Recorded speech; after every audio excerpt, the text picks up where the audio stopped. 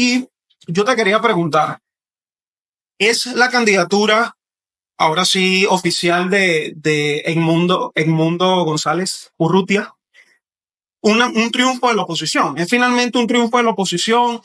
Yo creo que muchas personas se preguntan si es una concesión del gobierno, si es una victoria de la oposición, si obedece a la presión internacional que en su momento puso Lula con las declaraciones que dio, además de lo que pasó con el presidente Petro de Colombia. ¿Es un logro de la oposición? ¿Es una concesión del gobierno? ¿Cómo lo visualizas tú desde el punto de vista politológico? Mira, yo creo que es parte y parte, ¿no? A ver, el chavismo cuando toma sus decisiones asume costos políticos, ¿no? El chavismo asumió el costo político de luego de haber firmado el Acuerdo de Barbados, en el cual se establecía que se iban a levantar las inhabilitaciones de todos los políticos, etcétera, lo que se firmó en octubre del año pasado. El momento en el que decide tomar la decisión de inhabilitar a María Machado tuvo un costo político, ¿no? Y en aquel momento, para agarrar el ejemplo que dijiste de Lula, la respuesta de Lula fue, bueno, María Corina, deja de llorar y nombra un sustituto. Y ya está, ¿no? Y en ese momento, pues bueno, fue como, bueno, ¿y por qué dijo esto? Que vamos a ver, no entré en groserías acá, pero bueno, se dijo de todo con relación a lo dicho por Lula. Y María Corina, bueno, lo que hizo fue, en conjunto con la Diablo, la plataforma unitaria, porque también Corina Lloris fue electa por unanimidad en la plataforma unitaria, escoger un sustituto, que fue ella.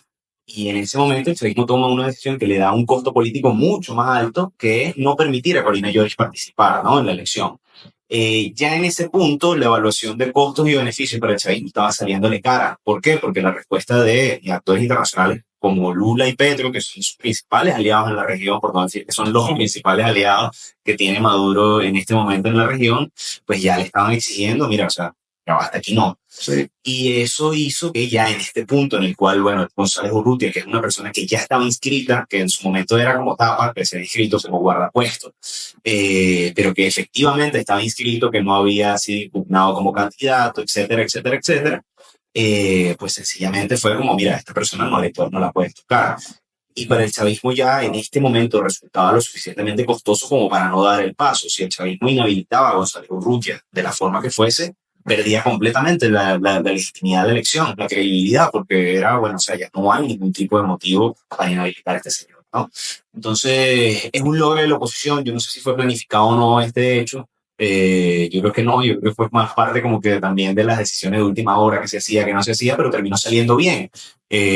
Porque, bueno, efectivamente se logró inscribir esa candidatura de González Urrutia con las tarjetas no solo de la unidad, sino de un nuevo tiempo del Movimiento por Venezuela, ¿no? Sí. Al final ahí es un logro y no sé si es una concesión obligada, podría ser por parte del chavismo, pero sí retrocedió en ese momento. No, y algo que yo también veo cuando uno se imagina en la sala situacional del chavismo, lo interno, ¿no? Cuando se sentirán en todos esos rojos allí en una mesa a discutir qué van a hacer.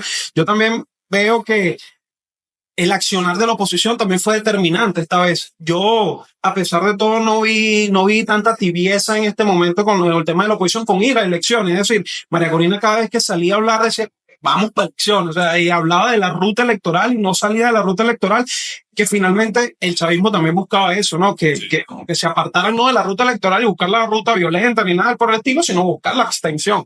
Electoralmente es un plus, o sea, es ponerse la bombita al que va a ganar si se abstienen de ir a la votación. Finalmente yo creo que el chavismo estaba esperando precisamente que salieran de la ruta electoral para ir a la abstención, y creo que María Corina cada vez que salía a hablar como que metía miedo de que vamos a lo electoral.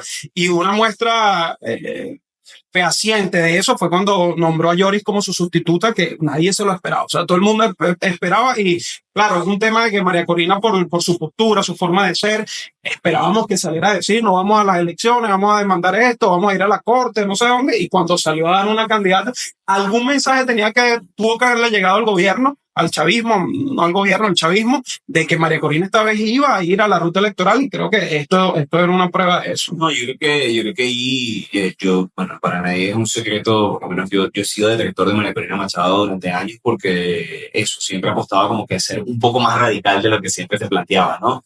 Y creo que desde el año pasado, desde que asumió ese rol de liderazgo, ya desde la campaña de la primaria se sabía que estaba bastante aventajada con relación al resto de candidatos, y bueno, la primaria terminó de consolidar prácticamente unánime su victoria, ¿no? Creo que ha sabido entender su rol de liderazgo, ¿no? Falta todavía mucho, faltan meses críticos, estamos a punto de entrar. Si creemos que hemos visto cosas complicadas, muy probable que lo que veamos en los próximos meses sea peor. Y bueno, al final creo que merece la pena sí reconocer que ha sabido entender el momento, ¿no? Yo creo que no solamente por encuestas, tú lo sabes en los entornos en los que uno conversa, que al final la gente en este momento quiere participar, quiere hacer escuchar su voz, porque sabe que otros mecanismos de participación, la protesta o algo por el estilo, en este momento digamos que son costosos, ¿no? La gente no quiere salir a protestar por, bueno, todo lo que sabemos del contexto venezolano, ¿no? Que no hace falta profundizarlo acá. Pero 2017 fue, creo que... Exactamente, 2014, 2017 fueron años muy, muy fuertes para Venezuela, y bueno, ¿qué ha pasado de todo? Entre 2017 y ahora, bueno, hay 7 millones de migrantes más. Este es un país diferente que al de ese momento. Entonces, ¿qué se le puede reconocer a María Corina? Pues evidentemente la lectura del momento y apostar por la unidad. Es muy difícil. Para mí era prácticamente imposible pensar a Manuel Rosales y María Corina Machado montados en el mismo barco, y en este momento lo están con el Mundo González. Y bueno, eso creo que ese sí, yo creo yo que es el mayor mérito que se le puede reconocer a la oposición en este momento, es la capacidad de entender el momento y apostar por la unidad en este contexto. Luis, ¿qué piensas del papel de Manuel Rosales? No sé si te atreves, no sé si decides más bien irte por las ramas para no afrontar eso, porque sé que es difícil, es difícil. A mí también, obviamente, me buscan, me preguntan del tema de Manuel Rosales, porque saben que me encanta la política. Y yo a veces respiro profundo porque digo, ¿qué decir, no? ¿Qué decir? O sea, ¿cómo evaluar el papel que está desempeñando? Y creo que lo vamos a entender en 10 años, pase lo que ocurre aquí, como vamos a entender en 10 años el papel que jugó Juan Guaidó, como vamos a entender en 10 años el papel que ha jugado los liderazgos de la oposición. Y esto en caliente es muy difícil observarlo, pero yo no sé si tú te atreves a decir de alguna forma cuál es el papel de Manuel Rosales. En mi opinión, Manuel Rosales jugó su juego, también se posicionó, tanteó el terreno, es decir, más allá de esto, ya haciendo un análisis político, más allá de lo que él quisiese hacer realmente, que no somos aquí lectores de mente para saber qué era lo que buscaba Manuel Rosales, como muchas personas dicen, no, Manuel Rosales estaba allí samureando, ¿no? Como dicen en coloquial, samureando para ver si era el candidato. Eso no lo podemos saber, pero lo que sí podemos interpretar es que tanteó el terreno. Es decir, puso su nombre sobre la mesa, dijo, yo voy a ser el candidato. En declaraciones dijo, bueno, yo voy a proteger la tarjeta, voy a proteger que esa tarjeta esté allí al servicio de los venezolanos. Pero lo que sí salió de su boca, que me pareció que también le va a dar un lugar en la historia de alguna forma, fue cuando dijo, llámenme que yo les doy la tarjeta. Una cuestión que, un desprendimiento que yo no sé qué razonamiento tenía, qué intenciones tenía, pero de que hubo un desprendimiento por parte de él, lo hubo, y una muestra fue que puso su tarjeta al servicio de la unidad. Sí, Omar, yo creo que este tipo de cosas hay que verlas como que sin papel. Es difícil, evidentemente, porque el país es de juego, pero hay que verlas, intentar verlas sin pasión, ¿no? Yo creo que, ¿qué pasa en el caso de Rosales? Él estaba jugando, como tú dices, su juego, ¿no? Y puede ser que sí, tuviese una intención de ser candidato presidencial. Ahora, yo creo que no, y después lo expliqué en algún momento, yo creo que no hay que verlo ni como el héroe venezolano que salvó la tarjeta y demás, ni como, bueno, el vendido, chavista, etcétera, que también se le dijo, ¿no? Yo creo que hay un punto medio. Yo creo que sí, él efectivamente tanteó el terreno para ver si podía colar su candidatura en esta coyuntura. También existen evidentemente presiones porque, bueno, él es gobernador del Zulia, él tiene un partido, pudieron haberlo amenazado con la tarjeta, con su libertad, con quitarlo del cargo, etcétera, etcétera, etcétera, y él tenía que jugar con lo que tenía, ¿no?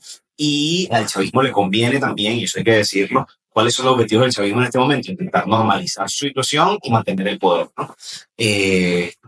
¿Cómo poder mantener o cómo normalizar la situación? Pues bueno, garantizando que la oposición participara. Si la oposición se abstenía, pues era muy poco probable remover o volver a llegar a este punto de reconocimiento por parte de la comunidad internacional. Entonces ellos necesitaban que hubiese una participación opositora. Creo que lo de Rosales, pues evidentemente era para terminar de disipar que no hubiese ningún tipo de duda sobre la abstención o algo por el estilo. pero al final también hay una realidad, Rosales es muy popular. O sea, y eso no hay que... No se Bueno, puede no, en tapar. Zulia no. En el Zulia tiene una popularidad, pero no le da para Sí. la elección nacional. Bueno, los números que alcanzaron a salir, salieron, creo que fueron 3 encuestas sobre su popularidad y era comparable con Maduro. Estaba en el margen de error en el caso de los 3. Una salía un poquito por encima, una salía un poquito por abajo, pero bueno, tú necesitas para ganarle una elección al chavismo en este contexto, con todo lo que implica el día de la elección del chavismo, que ellos te van a empujar una cantidad de votos, bueno, obligados, buscados, movilización, etcétera. Tú necesitas a alguien que pueda tener una ventaja lo suficientemente sólida como para poder mantener la victoria ante el chavismo. Rosales no lo era, y además creo que su proceder en un principio, todo el tema de cómo se dio la inscripción de Rosales, que también fue casi a la medianoche, se filtra este video de la gente en un Nuevo Tiempo aplaudiendo como el candidato, todo ese contexto terminó de implosionar cualquier tipo de confianza que pudiese haber hacia él. Ahí fallaron muchísimas comunicaciones, falló su equipo cercano. Yo creo que las fallas no son tanto de Rosales, sino de su equipo. De su equipo, porque no abrió la boca. Él prácticamente no abrió la boca. Él habló una entrevista con Vladimir, habló con 3 entrevistas grabadas en todo este periodo, ¿no? Entonces, estaba más perdido que el conde, estaba más perdido. Exactamente, eso es difícil, pero sí, complicado, porque al final terminó implosionando los puentes que pudiesen haber con los actores opositores, y eso hizo que nunca llegó a tener los votos para poder ser candidato en el seno de la organización comunitaria, no pasó de los 3 votos. Entonces, ¿cómo tú puedes salir al país a